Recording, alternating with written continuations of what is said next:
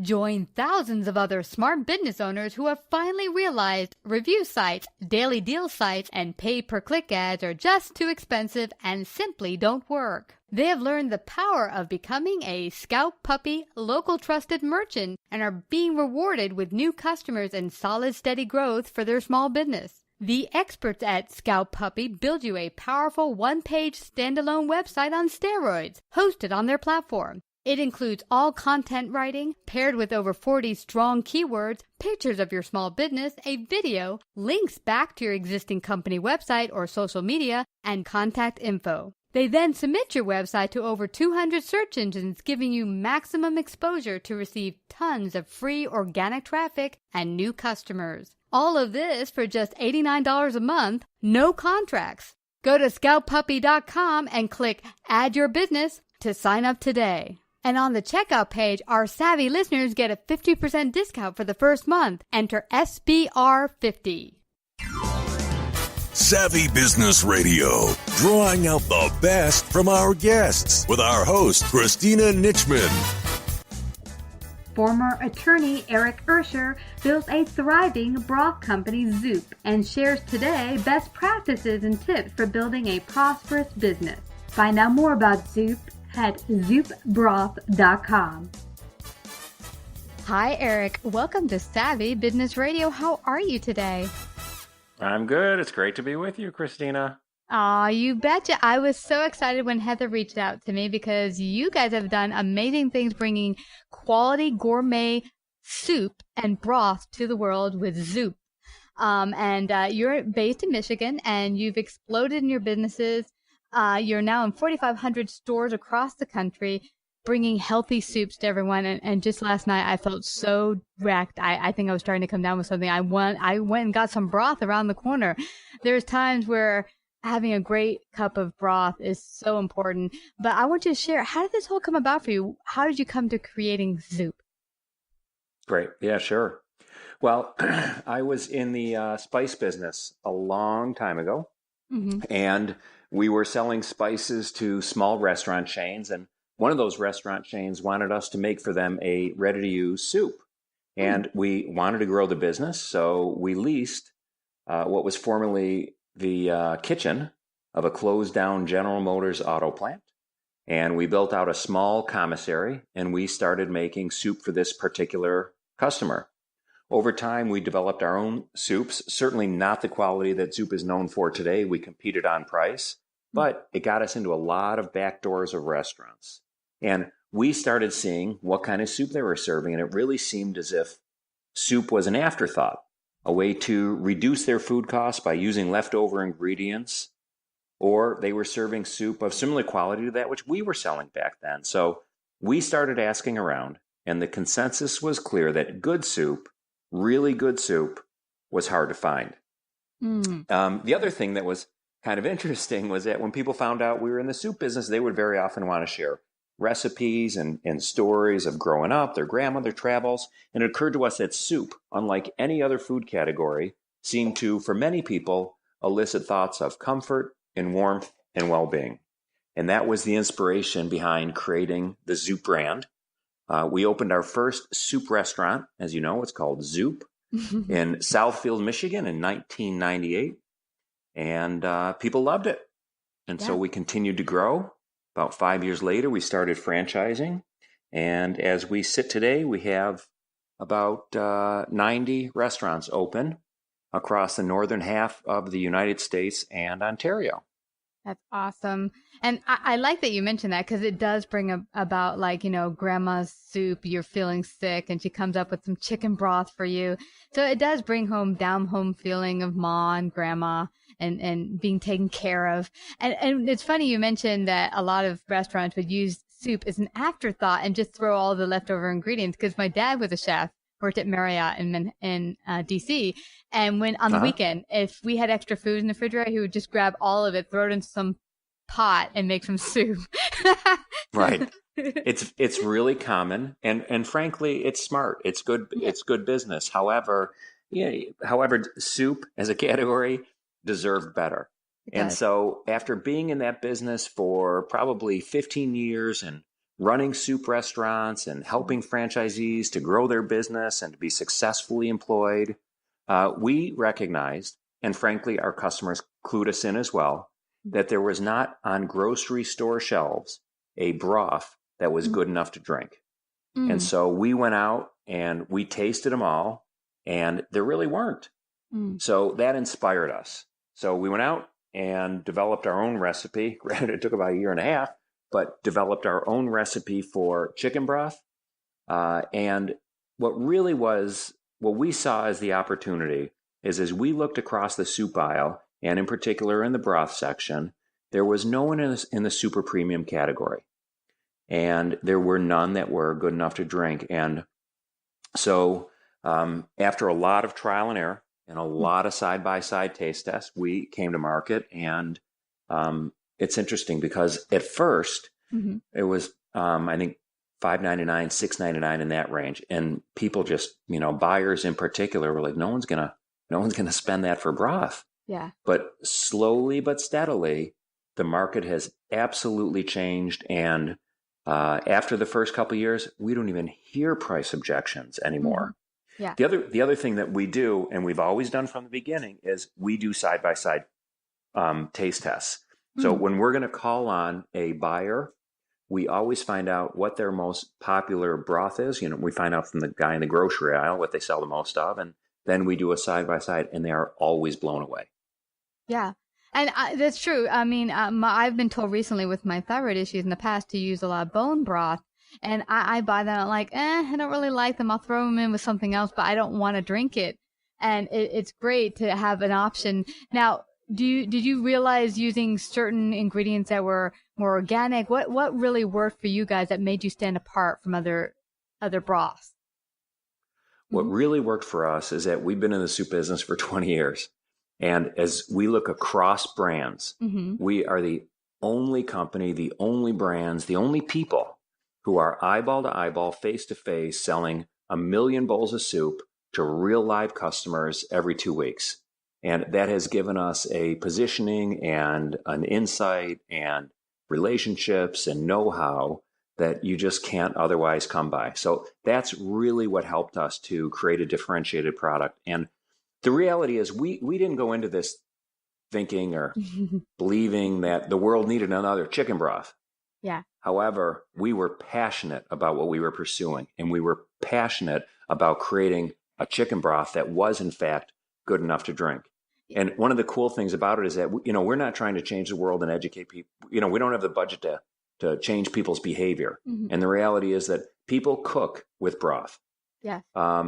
However, we've brought in chefs and we've created recipes, and we've done this with writers, where we'll do the same recipe with different broths, and the quality of the broth absolutely has a distinct element to the quality of the end recipe. This is really interesting to me, Eric, because what you're saying here counters for all businesses out there that they can learn from is that you could be in a business that 1 million other people are doing, but do you do it better than everyone else? You can differentiate yourself by being the best in the market, by bringing the best soup, by bringing the best whatever it is that you do to the market, and saying, okay, you don't have to reinvent the wheel here. Other people are doing it, but can I fix this car better than everyone else around me? Can I do something that sets me apart from everyone else? And I think that's something that everyone can take away.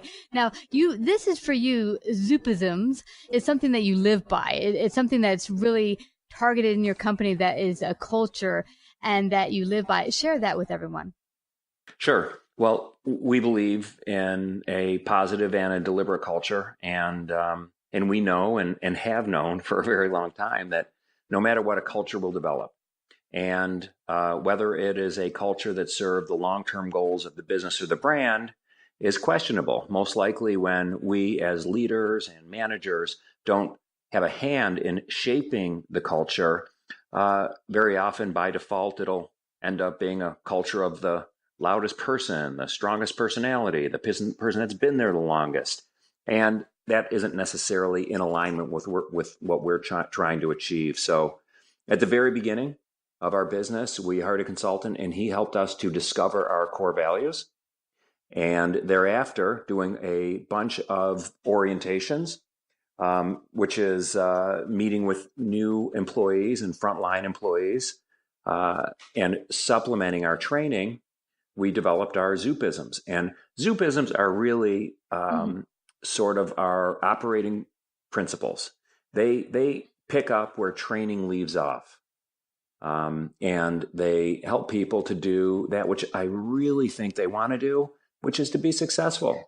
And we want to empower them, and we want to support them, and we want to bring out their best. I once heard a speaker, and one of his main points was, if you're not managing the touch points of your business, you're not managing your business. And Zoupisms help us to manage those touch points. I love this because I'm a consultant, as we discussed before the interview.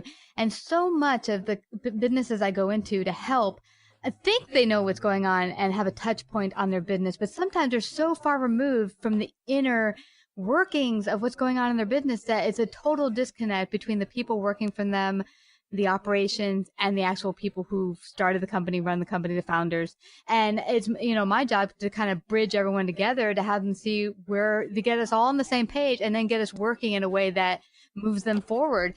So you're so right about that, getting a real touch point on your values and your core values and staying close to that and making sure everyone's on the same page. How have you been able to do that as you grow so huge? Because you're getting bigger and bigger. How have you been able to stay with your core values and know that you're on the same touch points with all your managers and your employees? Well, first of all, we're not that huge. And so, I mean, it's not, it's all relative, right? So, first of all, most of our business is through franchisees and through franchising. So we have owners who are self-employed, and they become they are the owners of their business. They are the leaders of their business, and we give them the tools and encouragement to be successful and to be deliberate about the culture. More than anything is for them to realize that they have a hand and they have the power to be able to create a positive and a deliberate culture. And so we provide the tools and we encourage them. And that's how we've been able to make it stick. I think the other thing is there's no faking it. It must be authentic. Our Zoupisms really are very representative of who we are, what we believe in, and we walk the talk. Absolutely. And people can sense that. Now, what I'm wondering, because I've never dealt with franchisees, or I don't think we've ever had anyone come talk about that on our show either. How do you maintain the brand and the culture when so many different people buy essentially their own business, but take on your brand? Can you lose a quality of it if you don't stay on top of it? How does that work? Stay tuned for these messages by our sponsor, AdRoll. After months of strategizing and prepping budgets and looking at how we're going to position ourselves in the market, I didn't have anyone to fall back on. And I remember pulling the lever for all those campaigns, biting my nails, and just staring at the computer pretty much the entire day. This was the moment where, okay, we hired this guy to do exactly what he's saying. Now it's up to him to deliver. Trying to figure out the best way to serve ads to our customers. To me, it was a black box. AdRoll came in and said, we should target these users at this cadence, this frequency. We doubled our revenue based on what we were projecting for November, December. Succeeding after I've put myself on the line like that, it does give me confidence. To find out how TeePublic and 37,000 other brands grow their businesses with AdRoll, visit adroll.com/savvy. That's ADROLL.com/savvy. I think there's two big categories. And one is franchisee selection. They have to, with respect to our culture and the tools that we provide, they have got to get it. They've got to want it, and they've got to have the capacity to do it. And so when we have our Meet the Team days, which is when they franchise candidate comes into town and they get to know us and we get to know them, we always try to determine if there is a passion for the brand. If this is just a generic business opportunity unlike any other, then we're probably not the franchise for them. However, if there is some emotional connection, an experience they had, something they love about it, when they talk about it, we can hear some energy and some passion in them, then that is a box that we need to be able to check. The other category is the tools and the ongoing encouragement. So we have regional franchise meetings. We have our annual franchise reunion. We have a videographer on staff. We have an internal writer on staff. And so we really employ a lot of resources to keep in touch with franchisees, and to the extent that we're able, those who report to them, and provide the tools and the encouragement so that they don't have to wing it and recreate the wheel. Absolutely. Now, I'm interested. You didn't start with spices and then soup. You actually started as an attorney. What kind of brought you into the arena of food from, leaving law? How did that come about?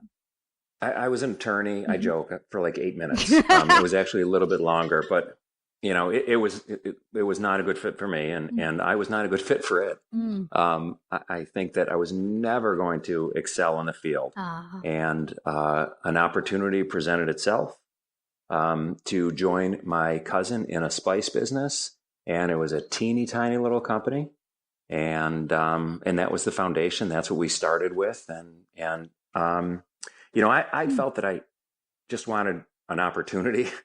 And I didn't know what it would look like.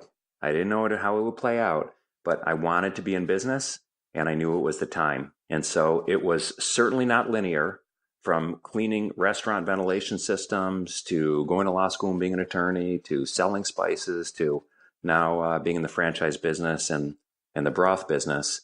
Nothing that I would have ever expected, but that's how life goes, right? I love it, Eric. This is so cool to me because some of the most successful people that have come on the show, one of the cool elements of it is people think when they have a dream or a desire to move in a certain direction, they think, okay, this is what I want. I'm going to go in this direction. I'm going to become a lawyer. I'm going to become a doctor, whatever it might be that your goal is.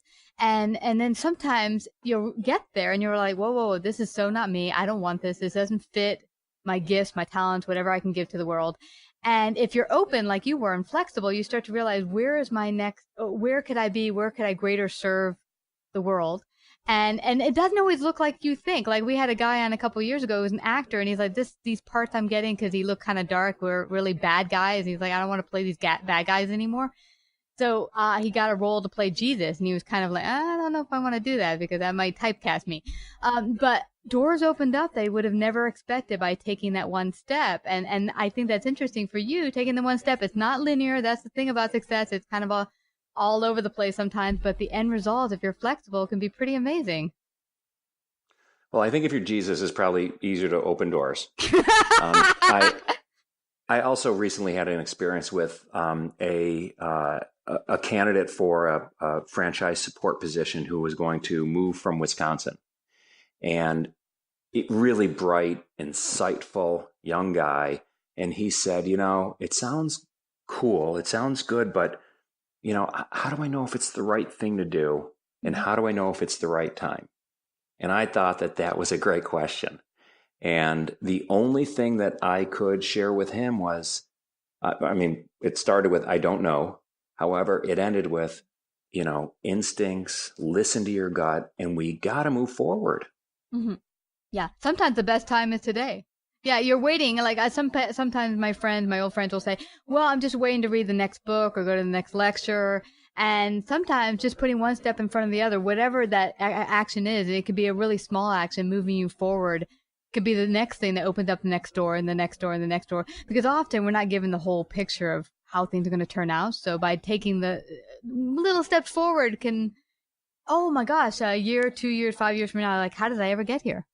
I think that very often, not just are we not given the whole picture, we don't know how it's going to play out. We don't know what it looks like. So for example, when I started Zoup, I had a pretty good vision, pretty good visual of what I wanted the business to be and what I wanted the restaurant to be. One restaurant. Wasn't focused on franchising, multiple units, anything like that. I knew that the job at hand was to figure this out, 4 walls, 1 brand, 12 soups. And how do we take what we have now and make sure it works? That's our product, right? That was our widget. And that had to be successful. And it was only after we established a foundation and dialed in what we were doing, that's when we started considering additional locations and further growth. But I certainly didn't know how we were necessarily going to get to, from start to middle to end. But as we proceeded, avenues, like you said, doors opened, opportunities presented themselves, and we had to keep our head up, and we had to move forward, and we had to make sure that we were in tune enough to be able to sense these opportunities so that we'd be in a position to exploit them. Nothing promotes business like business, and I'm very fortunate that we were able to get into business, and it was only by virtue of doing so that we were able to grow the business. That's amazing, Eric. And how much of it plays a part with staying the course? Because my guess is a lot of businesses, even if they make it past year 5, often give up when things get tough. And things are not always going to be up. They're going to be up and down like a wave. How much has your success and the success of the business been that you guys stayed the course no matter how things were, if they were a little up or a little down? How much of that plays a part? My experience has been, and frankly, we would not be talking today if it weren't for perseverance. And I don't want to take credit for that. And it is only by virtue of the fact that this had to work. I had, as I mentioned, other careers. I had just gotten married, and there was no plan B. So this absolutely had to work. And frankly, it took a long time to work, and we lost a lot of money for a lot of years. But the one thing that really was that we're able to take some comfort in was the fact that people really liked it. So we had the cash registers ringing. We just didn't necessarily have the business model figured out yet. So, we absolutely had to just put our head down, work hard, and stick with it. And honestly, I was freaking out. Yeah. Right. There was nowhere else to go. Didn't have a ton of dough and fallback position. So it absolutely had to work. And that's why I think it worked, because it had to. Oh, I love that. We've heard that failure is not an option. And there's a few business owners that have come on and shared their story. And the component in it was this idea that when we got started, there was no option to not work. I had a family of 5, a house, a mortgage. It's like, I'm not going to be homeless. We're feeding my family. Right. That's it. This is working. And I wonder if sometimes having that angst and that, that you have to do this makes it that much more that you're able to have that tenacity. Because sometimes when you have a fallback, you have maybe a job or you have extra cash laying around, that you don't just push as hard as maybe you should, because I got the fallback, I got my savings, I'll just rely on that. Yeah, I think so. I think that I wouldn't wish upon anyone, however, that, for the first, couple of years of their business, they not sleep and that they just, periodically throw up for no reason whatsoever. I wouldn't wish that upon anyone. But there is something to be said for sticking it out and being absolutely committed, whether it is by design or necessity.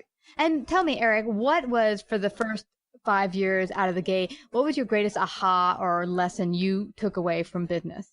I think greatest lesson is playing to people's strengths and recognizing in people what they're capable of, even if maybe they don't recognize it themselves, and trying to find people doing stuff right and playing to their strengths. Wow. I like that you bring this up. Recently, we had someone talk about one of the hardest things that has been in his business is finding people that you can rely on to do the job well. I mean, because you can get a wonderful resume, or someone can talk up a Zoom about, oh, I've done this, that, and the other, and it sounds great on paper or in talking to them, but actually them doing the work is sometimes falls short of what you think they can do.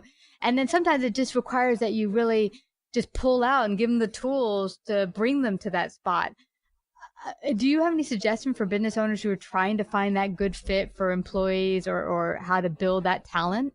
Well, I think that sharing the vision is really important. I think it's important for a leader to show where we're going I think it's important for the leader to set the example.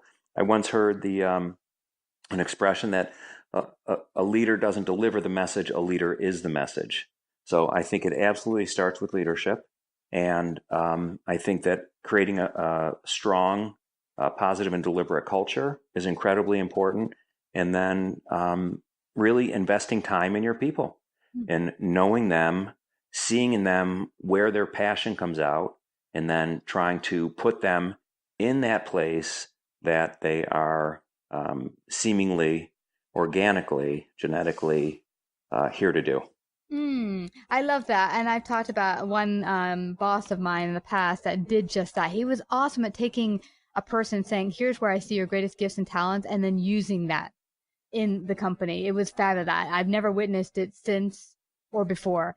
But you mentioned something about culture. Why is culture so important? Because I don't hear culture talked about a lot when it comes to businesses. Why is your culture and paying attention to it so important?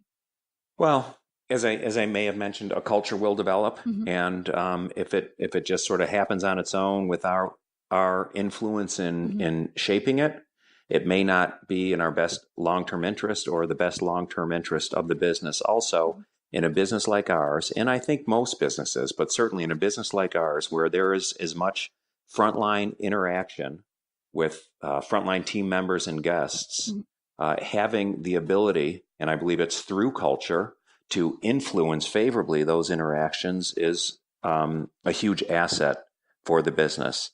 Also, to the extent that we create a great culture, it has seemed that those who are drawn to the culture kind of find us and stick around. And those who are not a great fit will generally self-select or otherwise be liberated to find a better fit elsewhere. Yeah. Because there's always another place that fits them better and their skills and talents. Well, this has been so fascinating, Eric. I don't want people to leave. Maybe there's someone listening out there that feel that Zoup is the place for them and they want to start their own franchise. How can they do that? Where do they get started? Yeah, go to zoupfranchise.com.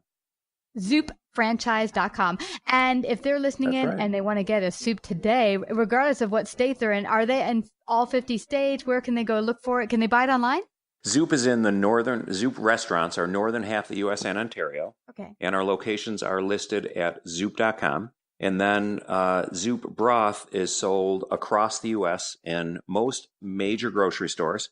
And we're working really hard on getting our product in the ones that don't have it, but most major brands and certainly specialty products. And the website is zoupbroth.com. Zoupbroth.com. Now, can they also buy it online? They can buy it online. It's available on Amazon. All right. Perfect. There's no excuse. Everyone go get some Zoup today. Enjoy. Well, I have to thank you. Absolutely. I have to thank you again, Eric. It's been fabulous having you share your great wisdom today on Savvy Business Radio. Thank you. Thank you so much, Christina. Great talking to you. Savvy Business Radio broadcasts worldwide via a large podcast network, celebrating business owners, entrepreneurs, influencers, and successful individuals. Find out about our paid sponsorship opportunities or how to become a guest. Call 732-474-7375 or email Christina at savvybusinessradio.com.